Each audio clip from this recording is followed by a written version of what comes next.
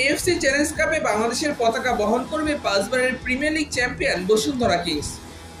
এএফসির নতুন নিয়ম অনুযায়ী দলে অনির্দিষ্ট সংখ্যক ফরেনার খেলাতে পারবে ক্লাবগুলো, যার ফলে এখন পূর্বের মতো 4 জন করে বিদেশি খেলাতে বাধ্য নয় ক্লাবগুলো। এএফসির নতুন নিয়মের সুযোগ কাজে লাগাতে নিজেদের দলে থাকা ফরেনারদের পাশাপাশি লোনে আরও বেশ কয়েকজন বিদেশি ফুটবলার দলে ভিড়াতে চায় বসুন্ধরা।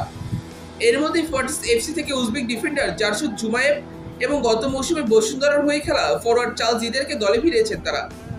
সেই সাথে ঢাকা মোহামেডান থেকে সুলেমান দিয়াবাতেকেও দলে ভিড়ানোর কথা ছিল বসুন্ধরার। দুই পক্ষের মধ্যেও এই বিষয়ে সম্মতি ছিল এবং সুলেমান দিয়াবাতে নিজেও চাচ্ছিলেন এএফসি চ্যালেঞ্জ কাপে বসুন্ধরার হয়ে খেলতে।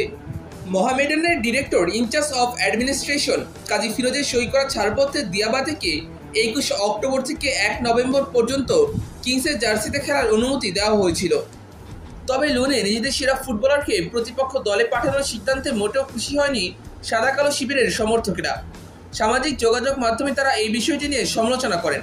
তাদের দাবি ছিল, যদি সুলেমান দিয়াবাতে বসুন্ধরার হয়ে খেলতে গিয়ে বড় ইনজুরিতে পড়েন তাহলে বড় সমস্যায় পড়বে মোহামেডান।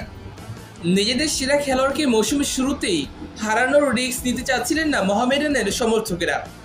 তবে মোহামেডানের সম্পাদক আবু হাসান চৌধুরী প্রিন্স জানিয়েছিলেন, আন্তর্জাতিক অঙ্গনে এক ক্লাবের খেলোয়াড় অন্য ক্লাবে খেলবে এটা নতুন কিছু নয় এবং বসুন্ধরা থেকেও তারা মাঝে মধ্যেই লোনে ফুটবলার নিয়েছেন, তাই সমালোচনার কিছুই নেই এখানে।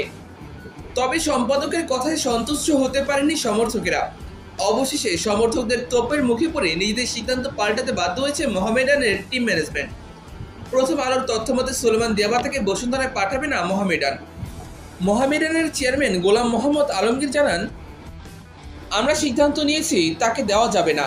তার ব্যাপারে একটা চিঠি দিয়েছিলাম আমরা কিংসকে, কিন্তু আমাদের টেকনিক্যাল কমিটি মনে করে যেহেতু দিয়াবাতে মোহামেডানের মূল স্ট্রাইকার, তাই তাকে দেওয়া ঠিক হবে না। তাহলে প্রথমে কেন তারা দিয়াবাতেকে পাঠাতে রাজি হয়েছিলেন, এমন প্রশ্নে তিনি জানান, ফুটবল কমিটির চেয়ারম্যান হিসেবে আমি ব্যাপারটি জানতাম, কিন্তু চূড়ান্ত অনুমতি দেইনি। কিছু ভুল বোঝাবুঝি হয়েছে। দিয়াবাতে খেলতে চাচ্ছিলেন, তবে দিয়াবাতের এখানে বলার কিছুই নেই। সে আমাদের খেলোয়াড়, তার ব্যাপারে আমাদের সিদ্ধান্তই চূড়ান্ত। অন্যদিকে রবসন রবিনিও এবং মিগুয়েল এখনও ক্যাম্পে যোগ দেননি।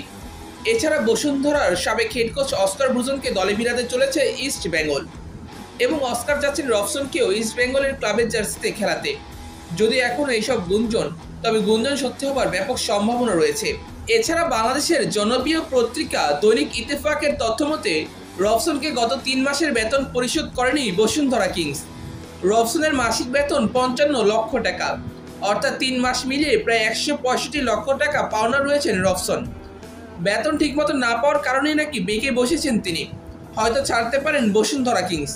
কিংসের সভাপতি ইমরান হাসান জানিয়েছেন 36 ঘন্টা পর তারা বিস্তারিত জানাবেন এবং কিংসের সভাপতি চাচ্ছেন বাজেট ফ্রেন্ডলি কাউকে নতুন মৌসুমে দলে ভিড়াতে এবং সেই ক্ষেত্রে রবসন যদি বেতন কমাতে রাজি হন তবে হয়তো নতুন মৌসুমে রবসনকে দেখা যাবে বসুন্ধরার জার্সিতে, অথবা রবসন পাড়ি জমাবেন ইস্ট বেঙ্গল অথবা অন্য কোনো ক্লাবে।